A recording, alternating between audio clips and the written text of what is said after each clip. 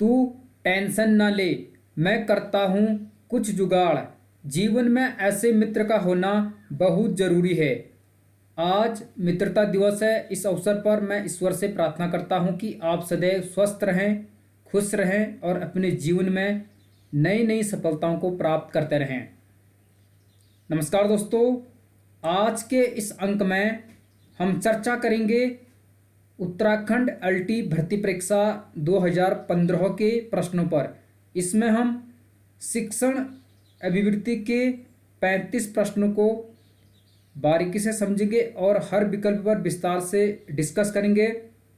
इससे आप प्रश्नों के स्तर को समझ पाओगे जो कि आपके लिए महत्वपूर्ण होगा। इसलिए मैं आपको सुझाव देता हूं कि आप इस सेशन को आरंभ से अंत तक अवश्य देखिएगा। चलो प्रारंभ करते हैं आज की इस चर्चा को।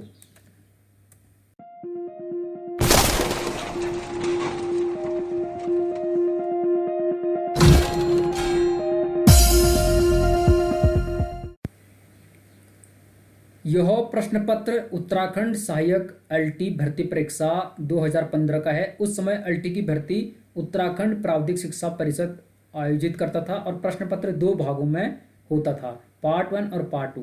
पार्ट 1 में होता था शैक्षिक अभिवृत्ति, तर्क शक्ति एवं सामान्य ज्ञान के 100 प्रश्न, और पार्ट 2 संबंधित होता था विषय से, यानी जिस विषय के लिए जिसने अप्लाई किया हो उसमें भी 100 प्रश्न होते थे, यानी कुल मिलाकर 200 नंबर का यह प्रश्न पत्र होता था।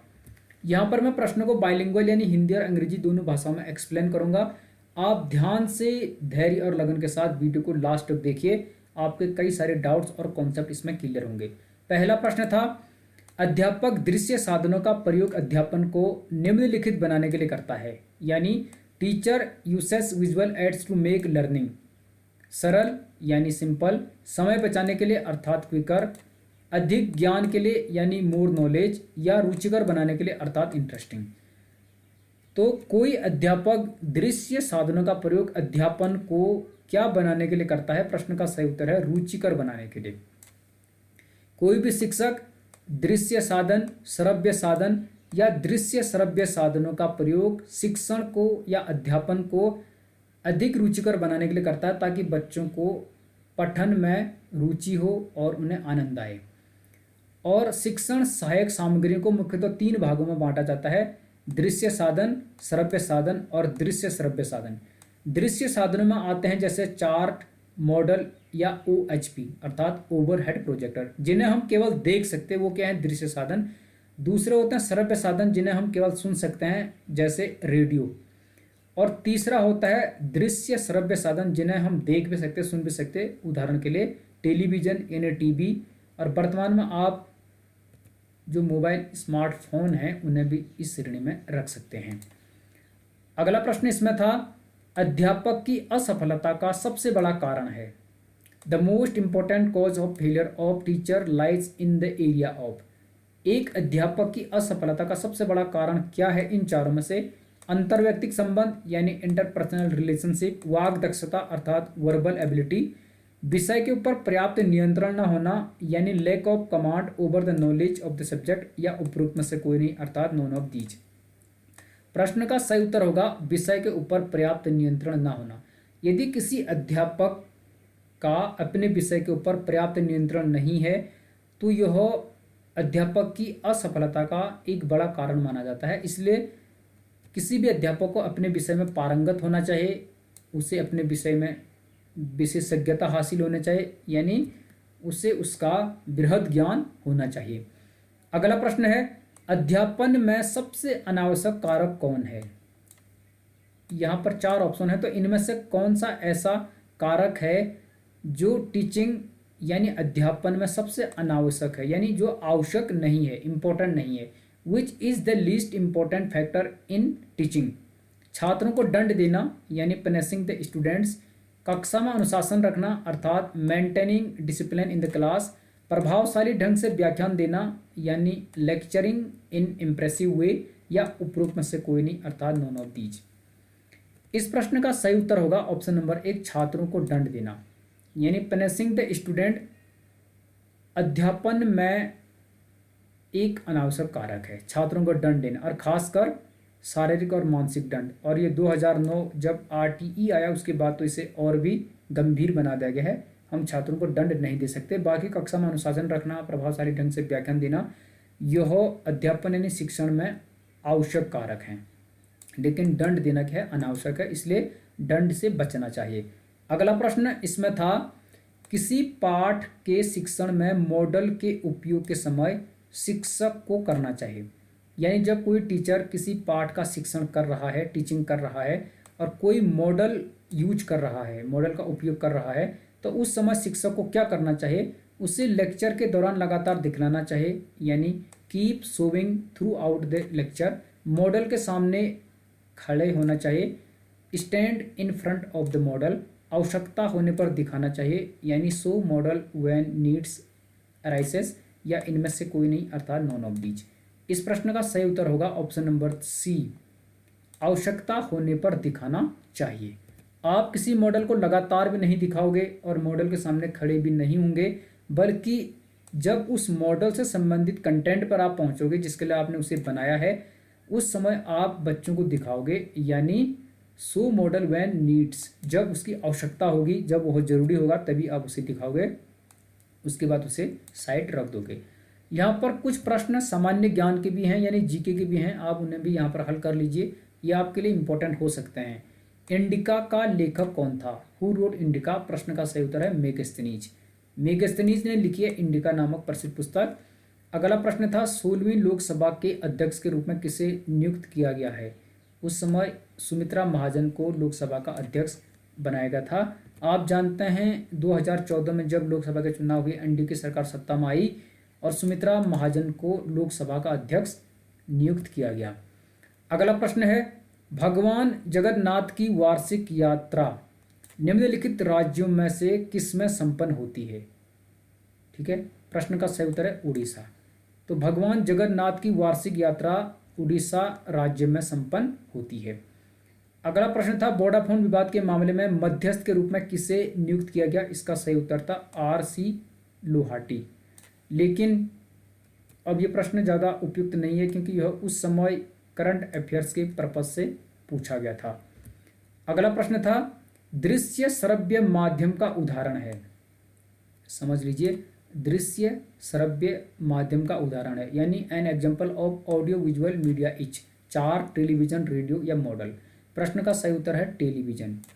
दृश्य श्रव्य माध्यम किसे कहते हैं? जिन्हें हम देख भी सकते और सुन भी सकते, जैसे टीवी है, स्मार्ट मोबाइल फोन है, इन्हें आप देख भी सकते सुन भी सकते, तो ये दृश्य श्रव्य साधन है। चार्ट और मॉडल ये हैं दृश्य साधन, इन्हें आप केवल देख सकते, इन्हें आप सुन नहीं सकते, देख सकते हैं। रेडियो श्रव्य है, इसे आप सुन सकते हैं। अगला प्रश्न है, परिपक्वता का एक उदाहरण है कि जब बालक सीखता है। परिपक्वता यानी मेच्योरिटी, तो परिपक्वता का एक उदाहरण कौन सा है इन चारों में से? An example of maturation is when a child learns to, चलना यानी वॉक, चित्रांकन करना अर्थात ड्रॉ, पढ़ना यानी रीड, साइकिल चलाना यानी राइड ए बाईसाइकिल। प्रश्न का सही उत्तर ऑप्शन नंबर ए होगा, चलना। परिपक्वता का एक उदाहरण है कि जब बालक चलना सीखता है। आप जानते हैं कि जब छोटा बेबी होता है उसके बाद वह धीरे धीरे जैसे उसकी एज बढ़ती है तो फिर वह घुटनों के बल चलना सीखता है, धीरे धीरे दीवारों के बल खड़ा होना सीखता है, फिर फाइनली वह अच्छे से चलता है। तो यह परिपक्वता का एक उदाहरण है। अगला प्रश्न है, निम्न में से कौन सा एक अधिगम का पहलू नहीं है? अधिगम यानी सीखना अर्थात लर्निंग का पहलू नहीं है इनमें से। लास्ट में क्या लिखा? नहीं है। Which of the following is not a domain of learning? संज्ञानात्मक यानी कॉग्निटिव, यह तो सीखने का यानी अधिगम का पहलू है। भावात्मक अर्थात अफेक्टिव, यह भी अधिगम का पहलू है। क्रियात्मक यानी कॉग्निटिव, यह भी अधिगम का पहलू है। लेकिन स्पिरिचुअल अर्थात आध्यात्मिक, यह सीखने का पहलू नहीं है। ठीक है, तो संज्ञानात्मक, भावात्मक, क्रियात्मक, ये 3 पक्ष हैं, अधिगम के पहलू हैं ये। अगला प्रश्न यहाँ पर है, यह इंपॉर्टेंट प्रश्न है, समझ लीजिए। यहाँ पर पूछा गया है, राम ने सीता की डेस्क से ली हुई पेंसिल वापस रख दी क्योंकि उसे पकड़े जाने पर सजा मिलने का डर था। यह कोहल वर्ग के किस स्तर को बताता है? Ram return the pencil he took from Sita's desk because he was afraid of punishment if he got caught. This illustrates Kohlberg. पूर्व परंपरागत स्तर यानी प्री कन्वेंशनल लेवल, परंपरागत स्तर यानी कन्वेंशनल लेवल, उत्तर परंपरागत स्तर यानी पोस्ट कन्वेंशनल लेवल, या इनमें से कोई नहीं अर्थात नॉन ऑफ दीज। प्रश्न का सही उत्तर होगा ऑप्शन नंबर ए, पूर्व परंपरागत स्तर। पूर्व परंपरागत स्तर क्यों होगा, यहां पर मैं आपको बताने की कोशिश करता हूं। यहां पर सजा मिलने का डर था, यानी दंड का डर था, सजा का डर था, तो यह कोहलबर्ग के पूर्व परंपरागत स्तर में गिना जाता है। आपको ध्यान दिला दूं, कोहलबर्ग ने नैतिक विकास के 3 स्तर बताए हैं। 3 उन्होंने क्या बताए हैं, स्तर, और इन 3 स्तरों के 7 सोपान बताए हैं। तो पूर्व परंपरागत स्तर के अंदर आता है उनका दंड या आज्ञा पालन का जो स्तर है। अभी मैं आपको यहाँ पर सभी बता देता हूँ, आप थोड़ा सा ध्यान से वॉच कर लीजिए, फिर आपके डाउट्स यहाँ पर क्लियर हो जाएंगे। यहाँ पर आप देख पा रहे हैं कोहलबर्ग ने नैतिक विकास के 3 प्रमुख स्तर तथा 7 सोपान बताए। स्तर कितने बताए, 3, सोपान कितने बताए, 7, जो निम्नलिखित हैं। पहला है पूर्व परंपरागत स्तर यानी प्री कॉन्वेंशनल लेवल। इसमें इन्होंने 3 स्तर बताए, आत्म केंद्रित निर्णय, दंड तथा आज्ञा पालन अभिमुखता, यांत्रिक सापेक्षिक अभिमुखता। तो अभी उस प्रश्न में क्या था, दंड यानी सजा, आज्ञा पालन से संबंधित बात थी, तो यह किस में आता है, कोहलबर्ग के पूर्व परंपरागत स्तर। इसलिए उस प्रश्न का सही उत्तर क्या होगा, ऑप्शन नंबर ए होगा, पूर्व परंपरागत स्तर, क्योंकि दंड या सजा वाला जो स्तर है वह उसी के अंतर्गत आता है। दूसरा है परंपरागत स्तर, इसके भी इन्होंने 2 स्तर बताए, परस्पर स्वरूप अभिमुखता और अधिकार संरक्षण अभिमुखता, ये 2 सोपान बताए इन्होंने इसके। तीसरा स्तर इन्होंने बताया उत्तर परंपरागत स्तर, इसके भी 2 सोपान बताए, सामाजिक अनुबंध विधि सम्मत अभिमुखता और सार्वभौमिक नैतिक सिद्धांत अभिमुखता। आप इन्हें भी ध्यान में रख लीजिए, हो सकता है इनसे भी प्रश्न बन जाए। तो इन्होंने 3 बताए सोपान, और उन 3 सोपानों के इन्होंने 7 स्तर बताए। पूर्व परंपरागत स्तर में इन्होंने 3 सोपान बताए, परंपरागत स्तर में इन्होंने 2 सोपान बताए, और उत्तर परंपरागत स्तर में इन्होंने 2 सोपान बताए। इस प्रकार 3 और 2 5 और 2 7, कुल मिलाकर इन्होंने कितने सोपान बताए, 7, और स्तर कितने बताए, 3। समझ गया आप। अगला प्रश्न है, कोंकण रेल सीधे जोड़ती है, Konkan rail directly connects Delhi और चेन्नई को नहीं, देहरादून और टनकपुर को नहीं, जम्मू और कन्याकुमारी को नहीं, किसको जोड़ती है, उत्तर होगा ऑप्शन नंबर डी, इनमें से कोई नहीं, क्योंकि कोंकण रेलवे जोड़ती है महाराष्ट्र, गोवा एवं कर्नाटक राज्यों को, महाराष्ट्र, गोवा और कर्नाटक को, इसलिए ऑप्शन नंबर डी प्रश्न का सही उत्तर हो जाएगा। ठीक है। अगला प्रश्न है, यहां पर पूछा गया था इस प्रश्न में, ऑपरेशन ब्लैक बोर्ड परिणाम था, यानी operation black board was the outcome of, Kothari आयोग का नहीं था, नेशनल करिकुलम फ्रेमवर्क 2005 यानी एनसीएफ 2005 अर्थात राष्ट्रीय पाठ्यक्रम रचना 2005 का नहीं था, नेशनल करिकुलम फ्रेमवर्क 2000 यानी एनसीएफ 2000 का भी नहीं था। प्रश्न का सही उत्तर ऑप्शन नंबर सी, राष्ट्रीय शैक्षिक योजना 1986 के अंतर्गत ऑपरेशन ब्लैक बोर्ड का प्रावधान किया गया था। और ऑपरेशन ब्लैक बोर्ड संबंधित है प्राथमिक शिक्षा से, और इसमें क्या प्रावधान किए गए थे, विद्यालयों में जो बेसिक नीड्स है, मुख्य आवश्यकताएं, उनके प्रावधान की बात इसमें कही गई थी, जैसे बच्चों के बैठने के लिए अच्छा सुव्यवस्थित रूम हो, वहाँ पर पीने के लिए पानी हो, खेलने के लिए प्ले ग्राउंड हो, और जो वहाँ पर प्रधानाध्यापक होगा, हेड मास्टर होगा, उनके लिए एक ऑफिस हो, एक रूम हो, इस प्रकार का प्रावधान इसमें किया गया था। तो ये आपको ध्यान में रखना है, और इसका प्रावधान किस में किया गया था, राष्ट्रीय शिक्षा नीति 1986 में। अगला एक प्रश्न था यहाँ पर करंट अफेयर्स का, पीपीपी मॉडल ग्रामीण विकास मंत्री नितिन गडकरी ने शुरू किया था, जिसमें 100 करोड़ रुपए के आवंटन के साथ श्यामा प्रसाद मुखर्जी राष्ट्रीय ग्रामीण मिशन की शुरुआत की थी। तो ऑप्शन नंबर ए सही उत्तर था। अब ये प्रश्न भी निरर्थक है। भारत के सेना प्रमुख कौन है, उस समय थे दलबीर सिंह सुहाग। तो अब ये प्रश्न भी किसी काम का नहीं है, यानी अनुपयुक्त है, लेकिन मैं आपको यहाँ पर हल करवा दे रहा हूँ। अगला प्रश्न है, यह इंपॉर्टेंट हो सकता है, आतंकवाद विरोधी दिवस कब मनाया जाता है, यानी when is anti terrorism day observe. प्रश्न का सही उत्तर है 21 मई। 21 मई को मनाया जाता है आतंकवाद विरोधी दिवस। ठीक है, ये आप ध्यान में रख लीजिएगा। उत्तराखंड के शिक्षा मंत्री हैं, उस समय थे कांग्रेस के मंत्री थे यह मंत्री प्रसाद नैथानी 2015-16 में। और वर्तमान में है कौन? अरविंद पांडे जी। ठीक है, तो उस समय मंत्री प्रसाद नैथानी थे। अगला प्रश्न है यहाँ पर, प्रोजेक्ट शिक्षण विधि किससे संबंधित है? इनमें से प्रोजेक्ट शिक्षण विधि, जिसे कई जगह परियोजना विधि भी लिखा रहता है। Project teaching method is associated with Froebel नहीं है, फ्रोबेल संबंधित हैं किंडरगार्टन और खेल विधि से। जॉन डीबी आर्मस्ट्रांग संबंधित हैं खोज विधि, ह्यूरिस्टिक विधि, अन्वेषण विधि या अनुसंधान विधि। इनमें से कोई नहीं, प्रश्न का उत्तर नहीं होगा। प्रश्न का सही जवाब है option number B, John dB.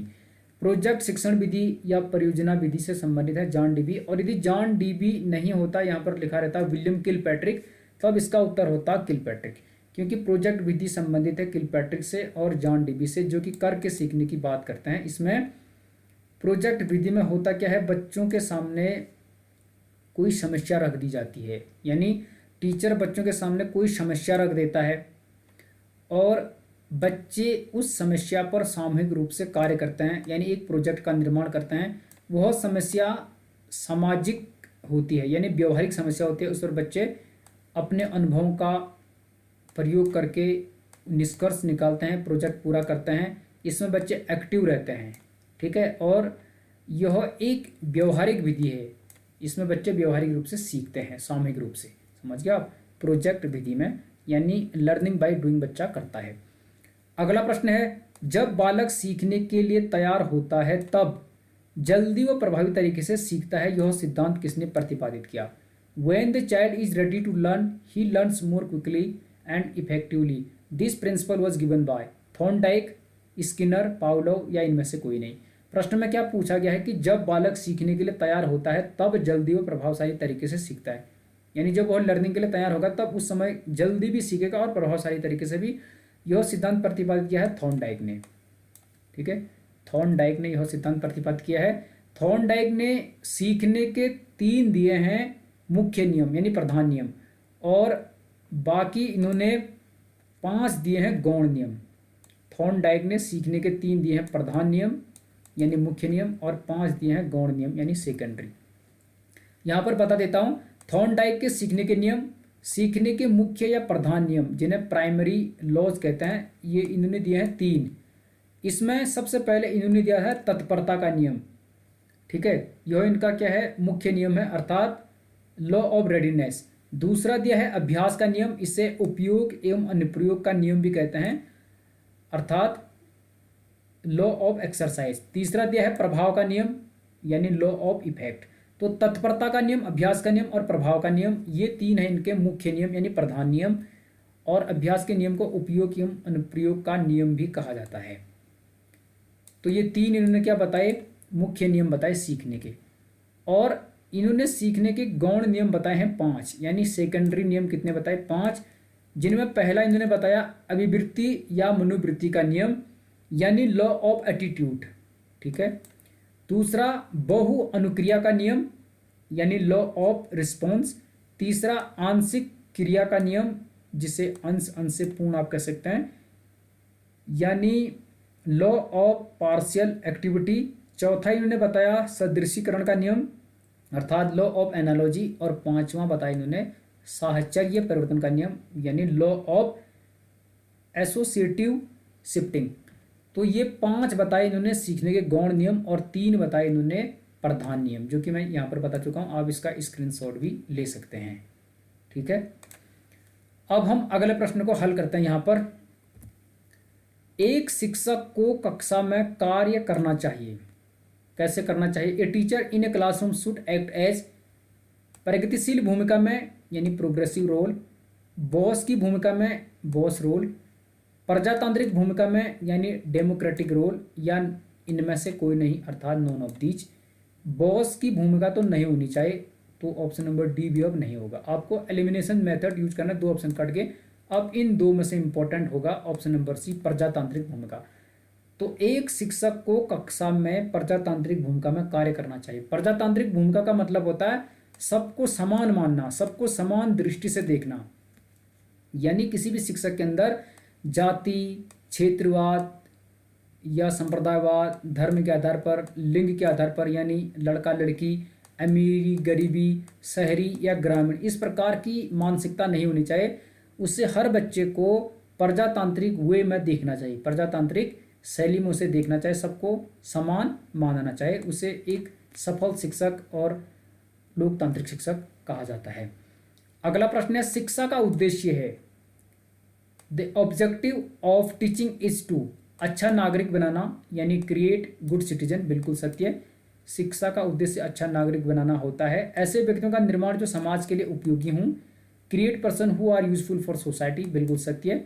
व्यवहारिकता का निर्माण करना यानी create socialistic person, all the above, यानी उक्त सभी इस प्रश्न का सही उत्तर होगा। तो शिक्षा का उद्देश्य होता है अच्छा नागरिकों को बनाना, ऐसे व्यक्तियों का निर्माण करना जो समाज के लिए इंपॉर्टेंट हों, उपयोगी हों, और व्यवहारिकता का निर्माण करना यानी क्रिएट सोशलिस्टिक, यानी व्यक्ति सामाजिक हो और वह समाज के हित में कार्य करे, देश हित में कार्य करे, अच्छा नागरिक बने, तो यह इसका उद्देश्य होता है।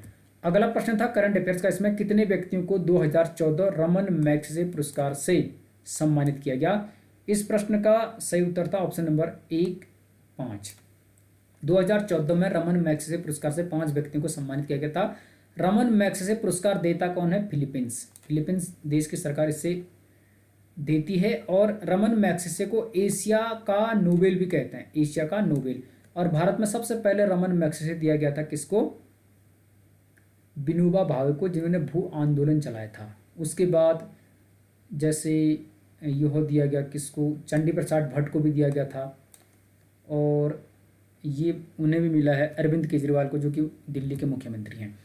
अगला प्रश्न है, विश्व हाथी दिवस दुनिया भर में किस दिन मनाया जाता है? World elephant day was observe across the world in which day? प्रश्न का सही उत्तर है 12 अगस्त। विश्व हाथी दिवस मनाया जाता है 12 अगस्त को, तो ये आप ध्यान में रखिए। और एक प्रश्न का उत्तर आप बताएं कि सफ़ेद हाथियों का देश किसे कहा जाता है, यानी किस देश को सफ़ेद हाथियों के देश के नाम से जाना जाता है, इसका उत्तर आप बताइए। अगला प्रश्न इसमें था, एक प्रभावी शिक्षक वह है जो कर सकता है, an effective teacher is one who can, कक्षा पर नियंत्रण यानी कंट्रोल द क्लास, कम समय में अधिक सूचना देना, give more information in less time, विद्यार्थियों को सीखने के लिए अभिप्रेरित करना अर्थात मोटिवेट स्टूडेंट्स टू लर्न, इनमें से कोई नहीं यानी नोन ऑफ द अबव। प्रश्न का सही उत्तर होगा ऑप्शन नंबर सी, एक प्रभावी शिक्षक वह है जो विद्यार्थियों को सीखने के लिए अभिप्रेरित कर सकता है, प्रेरित कर सकता है, उनमें जिज्ञासा उत्पन्न कर सकता है सीखने के लिए, पढ़ने के लिए, तो वह एक प्रभावशाली शिक्षक माना जाएगा। बाकी कक्षा पर नियंत्रण करना या कम समय में अधिक कंटेंट पढ़ाना यह कोई बड़ी बात नहीं है। अगला प्रश्न है, फीबा एशियाई कप निम्नलिखित खेलों के बीच किससे संबंधित है? एक होता है फीफा, वह संबंधित है फुटबॉल से। यहाँ पर पूछा गया है FIBA, FIBA, the FIBA Asian cup is associated with which among the following sports? प्रश्न का सही उत्तर है ऑप्शन नंबर डी, बास्केटबॉल। तो फीबा कप संबंधित है बास्केटबॉल से और फीफा संबंधित है फुटबॉल से, तो यह भी कई बार पूछा जाता है, इसलिए आप इसे भी हल कर लीजिए, हो सकता है कहीं ना कहीं ये प्रश्न आपके काम आएगा।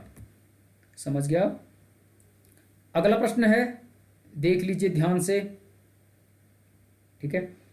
कक्षा में एक सैद्धांतिक विषय पढ़ाने के लिए शिक्षक को निम्न क्रम में पढ़ाना चाहिए। While teaching A theoretical topic in the class, teacher should process from, एक होते हैं प्रयोगात्मक, एक होते हैं सैद्धांतिक। सैद्धांतिक विषय यानी जिसमें थ्योरी होती है, और प्रयोगात्मक यानी जिसमें प्रैक्टिकल करते हैं।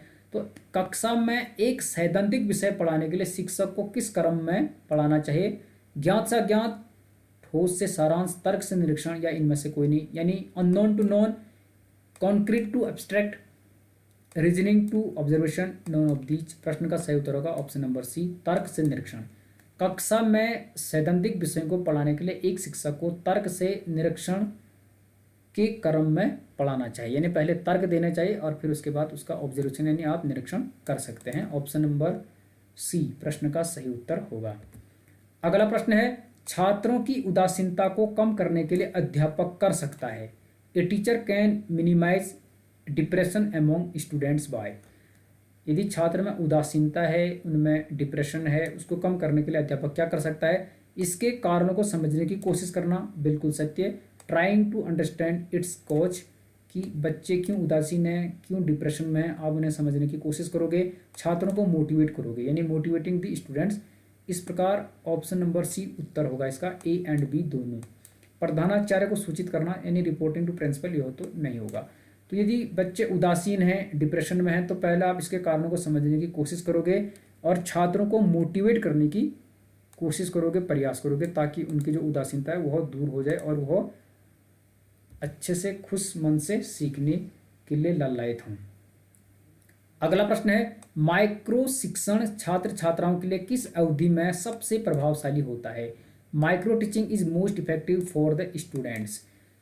माइक्रो शिक्षण इससे कई जगह लिखा होता है, कई जगह माइक्रो टीचिंग लिखा होगा, सूक्ष्म शिक्षण लिखा होगा, सूक्ष्म अध्यापन लिखा होगा। तो यह किस अवधि में छात्र छात्राओं के लिए सबसे प्रभावशाली होता है? शिक्षण अभ्यास के दौरान यानी ड्यूरिंग द प्रैक्टिस टीचिंग, शिक्षण अभ्यास के बाद अर्थात आफ्टर द प्रैक्टिस टीचिंग, शिक्षण अभ्यास से पहले बिफोर द प्रैक्टिस टीचिंग, या नॉन ऑफ द अबव अर्थात उपरोक्त में से कोई नहीं।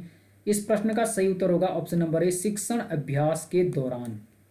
आप जानते हैं जब बच्चे शिक्षण से संबंधित कोर्स कर रहे होते हैं तो उनकी ट्रेनिंग के दौरान, जैसे आप बीएड करते हो, बीपीएड करते हो, डीएलएड करते हो, ठीक है, तो उस दौरान आप क्या करते हो? माइक्रो टीचिंग करते हो शिक्षण अभ्यास के दौरान, यानी ड्यूरिंग द प्रैक्टिस टीचिंग आप क्या करते हो? सूक्ष्म शिक्षण करते हो या सूक्ष्म अध्यापन करते हो, माइक्रो शिक्षण करते हो, माइक्रो टीचिंग करते हो। और इसका मकसद क्या होता है? किसी छात्र छात्रा में जो शिक्षक बनना चाहता है उसमें शिक्षण के कौशलों को विकसित करना, यानी उसे शिक्षण की विधियाँ, शिक्षण के सूत्र, शिक्षण की तकनीकी, शिक्षण की युक्तियाँ, शिक्षण के कौशलों का ज्ञान प्रदान करना और एक प्रभावशाली शिक्षक के गुण उसमें विकसित करना, यानी आप कह सकते हैं शिक्षण के कौशलों को विकसित करना उसका मकसद होता है। अगला प्रश्न है, मूल्य आधारित शिक्षा छात्र को क्या बनाती है? Value education makes a students doctor, अच्छा नागरिक, अभियंता, इनमें से कोई नहीं, यानी doctor, good citizen, engineer, non of these. प्रश्न का सही उत्तर होगा अच्छा नागरिक। जो मूल्य आधारित शिक्षा होती है, वैल्यू बेस्ड एजुकेशन होती है, उसका मकसद होता है अच्छा नागरिक तैयार करना। और यदि नागरिक अच्छा होगा तो वह डॉक्टर बन सकता है, अभियंता बन सकता है। लेकिन यदि कोई व्यक्ति मूल्य आधारित शिक्षा नहीं जानता तो डॉक्टर, अभियंता तो बन सकता है, लेकिन मूल्य आधारित शिक्षा का जो मकसद होता है वह होता है अच्छा नागरिक बनाना। और यदि नागरिक अच्छा होगा तो उस देश की जो प्रगति होगी वह सही दिशा में होगी। अगला प्रश्न है, जिला प्राथमिक शिक्षा कार्यक्रम किस वर्ष लागू किया गया था? जिला प्राथमिक शिक्षा कार्यक्रम, डिस्ट्रिक्ट प्राइमरी एजुकेशन प्रोग्राम, जिसे शॉर्ट में डीपीईपी कहते हैं, was launched in the year. कई बार डीपीईपी का पूर्ण रूप पूछा जाता है, तो डिस्ट्रिक्ट प्राइमरी एजुकेशन प्रोग्राम 1986, 1984, 2001, इनमें से कोई नहीं। प्रश्न का सही उत्तर ऑप्शन नंबर डी होगा। 1986 नहीं था, 1984 नहीं था, 2001 भी नहीं था, उत्तर है इनमें से कोई नहीं। तो जिला प्राथमिक शिक्षा कार्यक्रम शुरू किया गया था 1993-94 में, 1993-94 में, यह 94 में लॉन्च हुआ था, यानी लागू हुआ था, शुरू हुआ था। तो उत्तर होगा 1994 और यहाँ पर ऑप्शन नंबर डी इसका उत्तर हो जाएगा। अगला प्रश्न है, 2014 ग्लासगो राष्ट्रमंडल खेलों में भारत ने कितने स्वर्ण पदक जीते? How many gold medals were clinched by India in 2014 Glasgow Commonwealth Games? इस प्रश्न का सही उत्तर है ऑप्शन नंबर डी 15। 2014 के ग्लासगो राष्ट्रमंडल खेलों में भारत ने कितने स्वर्ण पदक जीते थे? 14। और आई थिंक 2014 का जो राष्ट्रमंडल खेल था वह नीदरलैंड में आयोजित किए गए थे, यदि मैं सही हूं तो। ठीक है, अगला प्रश्न है, एक सजीव कक्षा स्थिति में निम्नलिखित में से सबसे अधिक संभावित है? इन चारों में से एक सजीव कक्षा स्थिति में निम्नलिखित में से सबसे अधिक संभावित क्या है? कभी कभी हंसी का दौर, यानी कभी कभार हंसना चाहिए, अर्थात ओकेजनल रूर्स ऑफ लाफ्टर, पूर्ण रूप से शांति, कंप्लीट साइलेंस, शिक्षक छात्र वार्ता अर्थात फ्रीक्वेंट टीचर स्टूडेंट डायलॉग, विद्यार्थियों के बीच खुली बहस यानी लाउड डिस्कशन। इस प्रश्न का सही उत्तर है ऑप्शन नंबर सी, शिक्षक छात्र वार्ता। एक सजीव कक्षा में शिक्षक और छात्रों के बीच वार्ता होनी चाहिए, यानी फ्रीक्वेंट टीचर स्टूडेंट डायलॉग होने चाहिए, जिसमें दोनों एक्टिव रहते हैं। शिक्षक भी सक्रिय रहता है, विद्यार्थी भी सक्रिय रहते हैं, वो एक दूसरे से प्रश्न पूछते हैं, उनका जवाब देते हैं, आपस में डिस्कस करते हैं, यानी वार्ता करते हैं, चर्चा परिचर्चा करते हैं, तो उसे एक सजीव कक्षा कहा जाता है। और यदि कक्षा बिल्कुल शांत होगी तो वह भी अच्छा नहीं माना जाएगा। ज़्यादा लाउड डिस्कशन भी अच्छा नहीं होगा, और कभी कभार हंसी वाला भी ज़्यादा बेस्ट नहीं है। तो दोनों एक्टिव होने चाहिए, यानी शिक्षण कार्य के दौरान शिक्षक और छात्रों के मध्य आपस में एक प्रकार का इंटरेक्शन अच्छा होना चाहिए, उसे सजीव कक्षा कहेंगे। आपके अनुसार शिक्षण है, in your view teaching is an art, एक कला, एक स्किल, एक कौशल, ए और बी दोनों यानी A and B, none of these यानी इनमें से कोई नहीं। इस प्रश्न का सही उत्तर ऑप्शन नंबर सी है। शिक्षण एक कला भी है और एक कौशल भी है, यानी teaching is a skill and an art, दोनों है। ठीक है, शिक्षण क्या है, कला भी है और कौशल भी है। अगला प्रश्न है, व्यक्तिगत विभिन्नताओं का क्षेत्र है, area of individual differences is. यह वैयक्तिक भिन्नता से संबंधित प्रश्न है। तो व्यक्तिगत विभिन्नताओं का क्षेत्र क्या है, लिंग भेद यानी जेंडर डिफरेंस, बिल्कुल सत्य है। लड़का और लड़की में लिंग भेद होता है, तो यह एक व्यक्तिगत भिन्नता का क्षेत्र है। शारीरिक रचना, बॉडी स्ट्रक्चर, लड़का और लड़की के जो शारीरिक स्ट्रक्चर होता है उनमें अंतर होता है, तो यह भी एक व्यक्तिगत विभिन्नता का क्षेत्र है। मानसिक योग्यताएं यानी मेंटल एबिलिटीज भी व्यक्तिगत विभिन्नताओं का क्षेत्र माना जाता है। तो उक्त सभी प्रश्न का सही उत्तर होगा ऑप्शन नंबर डी। तो व्यक्तिगत विभिन्नताओं का क्षेत्र है लिंग भेद, शारीरिक रचना और मानसिक योग्यताएं, इन्हें आप वैयक्तिक विभिन्नता के क्षेत्र में रखोगे। अगला प्रश्न यहाँ पर है, सामाजिक नियमों व कानूनों के विरुद्ध व्यवहार करने वाला बालक कहलाता है। जो सामाजिक नियमों और कानूनों के विरुद्ध व्यवहार कर रहा है उसे क्या कहोगे आप? A child who behave against social rules and regulation is called. जो समाज के नियमों को नहीं मान रहा, समाज के कानूनों को नहीं मान रहा, उनके अगेंस्ट यानी उनके विरुद्ध व्यवहार कर रहा है, उसे आप क्या कहोगे? बाल अपराधी, जड़ बुद्धि बालक, मंद बुद्धि बालक, या इनमें से कोई नहीं, आप उसे कहेंगे बाल अपराधी यानी अपराधी बालक। जो बालक सामाजिक नियमों एवं सामाजिक कानूनों के विरुद्ध व्यवहार कर रहा है, उन्हें नहीं मान रहा है, तो वह समाज के लिए एक अपराध है, अपराधी है, इसलिए हम उसे अपराधी बालकों की श्रेणी में रखेंगे। अगला प्रश्न था, कुमार संगकारा किस देश के क्रिकेट खिलाड़ी हैं? प्रश्न का सही उत्तर श्रीलंका। तो ये तो आप ऑलरेडी जानते हैं। अगला प्रश्न है, कक्षा 3 के विद्यार्थियों के लिए निम्न में से कौन सा शिक्षण का सबसे अच्छा तरीका होगा? For the students of third class which will be the best way for teaching. कक्षा 3 का बच्चा है यानी प्राइमरी कक्षा का बच्चा है, तो इनमें से शिक्षण का सबसे अच्छा तरीका कौन सा होगा इस क्लास के बच्चे को पढ़ाने के लिए? व्याख्यान विधि, लेक्चर मेथड, यह ज़्यादा बेस्ट नहीं होती, यह उच्च कक्षाओं के लिए होती है, जैसे 11th 12th या हायर एजुकेशन में, जैसे आप कॉलेज स्तर पर पढ़ा रहे हैं तब आप लेक्चर दोगे। सृजनात्मक क्रियाकलाप यानी क्रिएशनल एक्टिविटीज, समूह वार्तालाप, ग्रुप डिस्कशन तो नहीं कर सकते क्योंकि वो बच्चे बहुत छोटे होते हैं, तो वह तर्क वितर्क चर्चा परिचर्चा नहीं कर सकते। प्रयोगशाला विधि यानी लेबोरेटरी मेथड, ये भी उतना सक्सेस नहीं होगा। प्रश्न का सही उत्तर ऑप्शन नंबर बी, सृजनात्मक क्रियाकलाप। प्राइमरी स्तर पर आप जानते हैं बच्चे खेल खेल में सीखते हैं, करके सीखते हैं, खिलौनों के अनुसार सीखते हैं, तो वहाँ पर वह क्रिएटिविटी करते हैं, तो सृजनात्मक क्रियाकलाप सबसे बेस्ट होगा। तो बच्चे खेल खेल में जैसे चित्रों के माध्यम से, गानों के माध्यम से या अपनी एक्टिविटी के माध्यम से सीखते हैं, तो यह सबसे अच्छी शिक्षण विधि मानी जाएगी प्राइमरी स्तर के लिए। अगला प्रश्न है, विद्यार्थियों की अकादमिक निष्पादन को सुधारा जा सकता है यदि अभिभावकों को उत्साहित किया जाए। The academic performance of students can be improved if parents are encouraged to.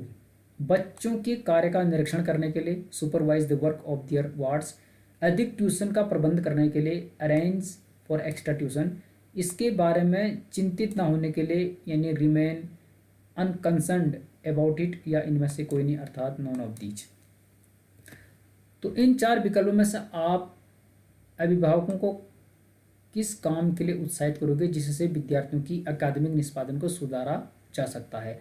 प्रश्न का सही उत्तर बच्चों के कार्य का निरीक्षण करने के लिए।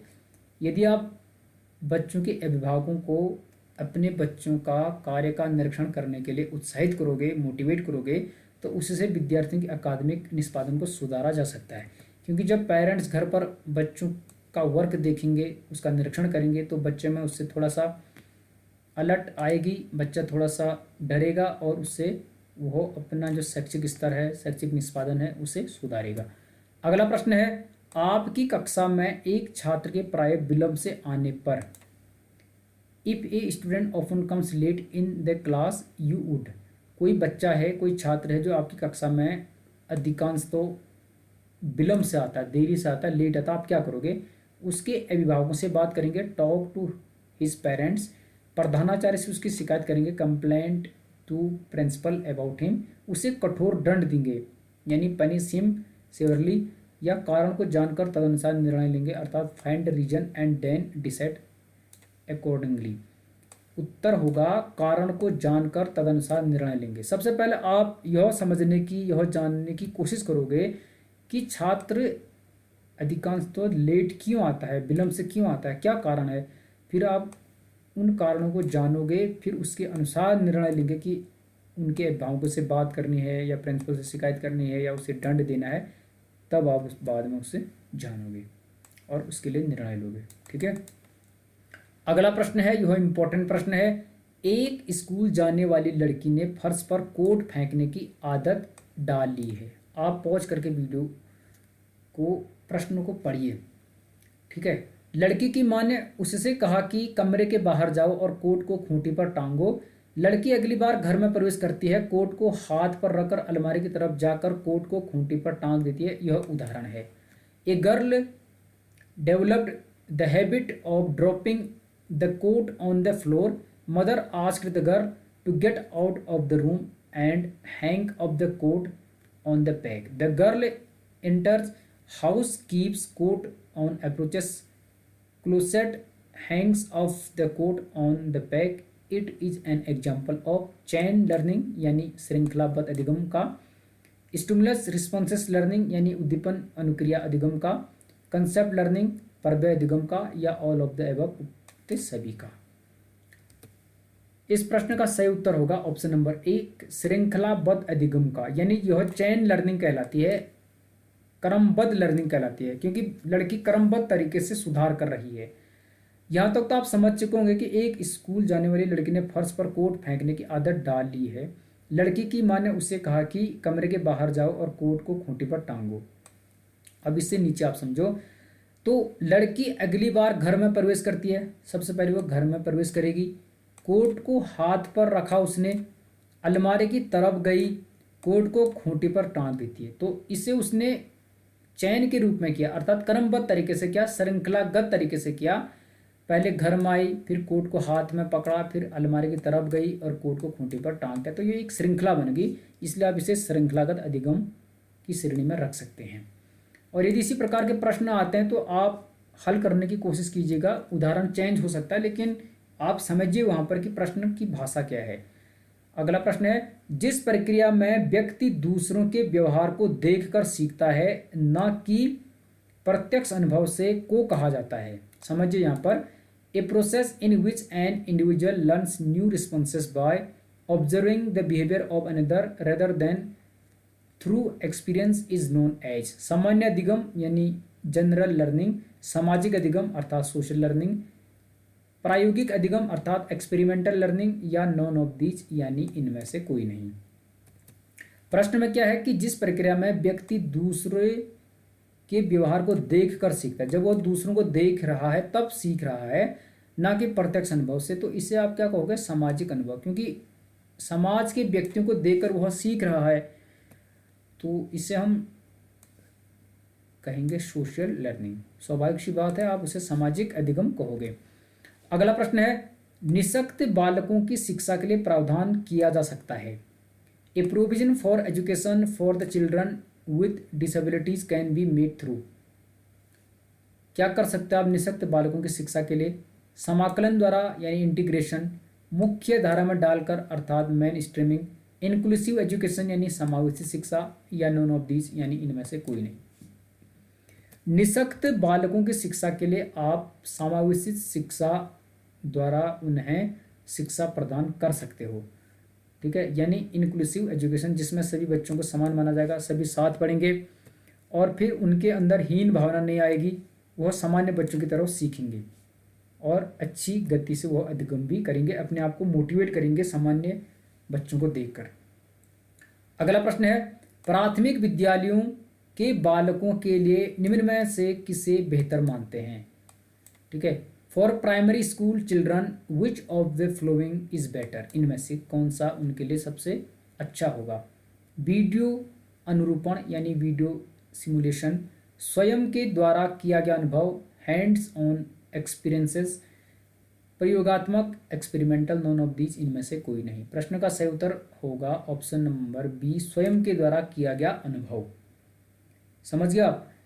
हैंड्स ऑन एक्सपीरियंस यानी जब बच्चा लर्निंग बाय डूइंग करेगा, खुद के अनुभव से सीखेगा, तो वह अच्छे से सीख पाएगा। आप जानते हैं प्राइमरी स्तर पर बच्चे एक्सपेरिमेंटल या वीडियो सिमुलेशन से नहीं सीख सकते, वहाँ पर और लर्निंग बाय डूइंग यानी खेल खेल के माध्यम से सीखते हैं और उससे अच्छे तरीके से भी वह सीख जाते हैं। अगला प्रश्न है, टॉय एज रिफर्स टू, खिलौनों की आयु कहा जाता है? इनमें से किसे खिलौनों की आयु कहते हैं? पूरे बाल्यावस्था, अर्ली चाइल्डहुड, बेबीहुड यानी शैशवावस्था, ए और बी दोनों यानी ए एंड बी बोथ, उत्तर बाल्यावस्था यानी लेट चाइल्डहुड। प्रश्न का सही उत्तर है ऑप्शन नंबर ए, पूर्व बाल्यावस्था को खिलौनों की आयु कहते हैं यानी टॉय एज कहते हैं, क्योंकि इस उम्र में बच्चा खिलौनों से सीखता है, खिलौनों के प्रति उसका आकर्षण बना रहता है और फिर वह खिलौनों के माध्यम से ही खेलना सीखना प्रारंभ करता है। तो खिलौनों की आयु कहते हैं पूर्व बाल्यावस्था को यानी अर्ली चाइल्डहुड। अगला प्रश्न है यहाँ पर एक सामान्य ज्ञान का, तंबाकू की आदत किससे होती है? यानी tobacco addiction is due to nicotine, nicotine की वजह से तंबाकू की आदत होती है, क्योंकि उसमें निकोटीन होता है तो उसकी वजह से लोगों को तंबाकू अच्छा लगने लगता है, फिर वह उसे खूब यूज करते हैं। अगला प्रश्न है, भारत में लड़के व लड़कियों की विवाह योग्य न्यूनतम आयु क्या है? लड़के व लड़कियों की, ठीक है, उत्तर है 21 वर्ष व 18 वर्ष। लड़कों के लिए 21 वर्ष, लड़कियों के लिए 18 वर्ष। और यदि वह इसको उल्टा कर देता, यहाँ पर प्रश्न कैसे भी बन सकता है, यदि वो यहाँ पर भारत में लड़कियों व लड़कों करता तब उत्तर बी होता, लड़कियों के लिए 18 और लड़कों के लिए 21, लेकिन उसने लिखा है लड़कों और लड़कियां, तब लड़कों के लिए 21 और लड़कियों के लिए 18। तो यही है प्रश्न की भाषा पर ध्यान देना है। देखो उसने वहाँ पर 21 18 और 18 21 दोनों को डाला है, ठीक है। अगला प्रश्न है यहाँ पर, मौखिक संचार में व्यवधान को कहते हैं? Break down in verbal communication is describe as short circuit यानी लघु परिपथ, अंतर विरोध यानी कंट्राडिक्शन, अनइवननेस यानी असमलता, या एंट्रोपी। यह प्रश्न कई बार पूछा जाता है, यूजीसी नेट में भी आ चुका है और टीजीटी पीजीटी के परीक्षाओं में भी कई बार आ चुका है। प्रश्न का सही उत्तर ऑप्शन नंबर डी होगा, एंट्रोपी, यानी मौखिक संचार में व्यवधान को कहते हैं क्या? एंट्रोपी। अगला प्रश्न है, छाया चित्रों का डॉट डॉट करना आसान होता है? Photographs are not easy to, photographs को क्या करना आसान नहीं होता? प्रकाशन यानी पब्लिश, सिक्योर यानी सुरक्षण, डिकोड यानी विसंकेतन, या इनमें से कोई नहीं। प्रश्न का सही उत्तर है विसंकेतन। फोटोग्राफ्स को यानी छायाचित्रों को विसंकेतन करना आसान नहीं होता। विसंकेतन को आप व्याख्या भी कह सकते हो या कूटानुवाद भी कह सकते हो। डिकोड का मतलब होता है व्याख्या करना, कूटानुवाद करना, विसंकेतन करना। तो छायाचित्रों को यानी जो फोटोग्राफ्स होते हैं उनका डिकोड करना, विसंकेतन करना, व्याख्या करना, कूटानुवाद करना आसान नहीं होता है, इसलिए ऑप्शन नंबर सी इस प्रश्न का सही उत्तर होगा। अगला प्रश्न है, राष्ट्रीय आपदा प्रबंध प्राधिकरण केंद्र के किस मंत्रालय के अधीन कार्य करता है? यानी the national disaster management authority function under the union minister of home affairs. तो यह यूनियन मिनिस्ट्री के होम अफेयर्स यानी गृह मंत्रालय जो विभाग है उसके अंतर्गत कार्य करता है। समझ गया? ऑप्शन नंबर ए इसका सही उत्तर होगा। अगला प्रश्न है, निम्नलिखित में से शिक्षण का सर्वोत्तम ढंग कौन सा है? इनमें से which one of the following is the best method of teaching? Lecture यानी व्याख्यान, यह तो उतना अच्छा विधि नहीं मानी जाती क्योंकि इसमें शिक्षण टीचर करता है और बच्चे निष्क्रिय होकर शांत होकर सुनते हैं, तो इसे एक तरफा शिक्षण कहते हैं। प्रदर्शन यानी डेमोन्स्ट्रेशन, विचार विमर्श यानी डिस्कशन, या नरेशन अर्थात वर्णन।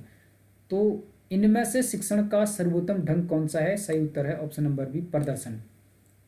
प्रदर्शन विधि को सबसे अच्छा माना जाता है। और प्रदर्शन विधि के बारे में मैं आपको यहाँ पर बता देता हूँ कि प्रदर्शन विधि में होता क्या है।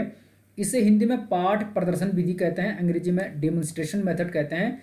इस विधि में अध्यापक पाठ में दी गई सभी क्रियाओं को छात्रों के सामने करके दिखाता है। यानी पाठ में जो भी क्रियाएं दी होती हैं उनको शिक्षक छात्रों के सामने करके दिखाता है और बीच बीच में व्याख्यान द्वारा जो इम्पोर्टेंट बिंदु होते हैं उनको भी स्पष्ट करता है।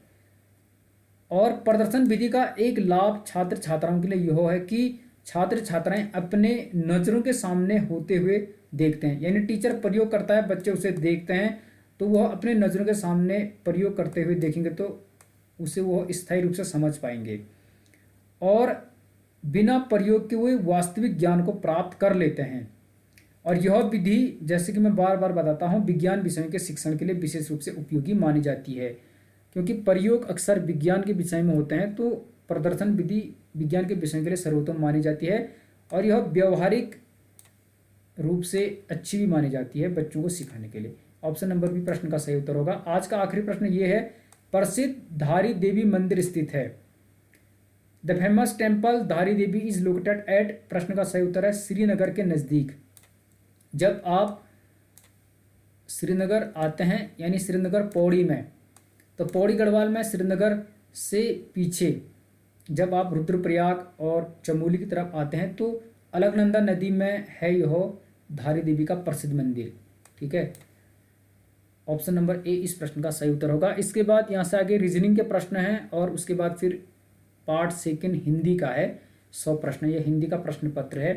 तो आज हमने कुल 52 प्रश्न हल किए, जिसमें से 35 प्रश्न शिक्षण अभिरुचि के थे जो कि काफ़ी इंपॉर्टेंट थे। मुझे लगता है आपके लिए वीडियो काफ़ी हेल्पफुल रही होगी, इसमें आपके कई सारे डाउट्स और कॉन्सेप्ट क्लियर हुए होंगे।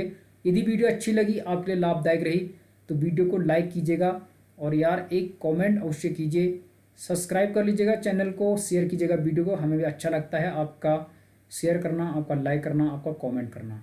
मिलते हैं अगले पार्ट्स में किसी नए टॉपिक और इसी प्रकार के प्रश्नों को लेकर।